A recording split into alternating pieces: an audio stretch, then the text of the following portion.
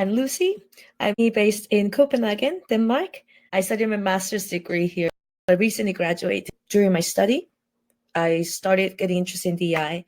I come from Korea, and then a lot of Koreans study abroad, but rarely specifically like Denmark or Scandinavian countries. The woman of color, but from Northeast Asia, where people typically have different types of biases or stereotypes, made me feel very insecure sometimes and had to overcome the challenges. For example, when I studied my study in my master's, I was a single Asian student. And when I say Asian student, I'm not even talking about East Asia, South Korean, but more like entire Asian continent. The fact that I moved to Denmark was a really big pivotal point in terms of my patterns of experiences. I already had an idea that I'm gonna stay here for quite a long time. But what really caught my attention was I found out that, like students, like they just jokes around over the beer or whatnot.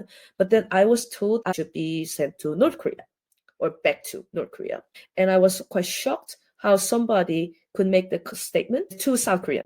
It's equivalent of how, for example, there was a Jewish student and then people joke about Hitler. For me, it was almost same level because I have a personal relation to the North Korea. Then my grandpa was from North Korea. We were a separated family, and still, if when we are in North Korea, we are very much in danger. So all these elements of nuances and experiences as a Korean descendant, and people don't realize it, and then just make comments. I felt incredibly isolated, and I felt like I cannot really bring this up because then I become like annoying, troublemaker. I had a discussion with male friends, and they are like, oh, but this is like individualized experiences. Yes, maybe you're 1, 2, 3 whatever experience, but it's experience, it's not facts. So it's they try to understand it as like this is like a experiences that happens, not the systematic discrimination.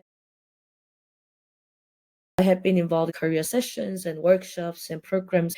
What I realized is that it's a lot of networking in Denmark.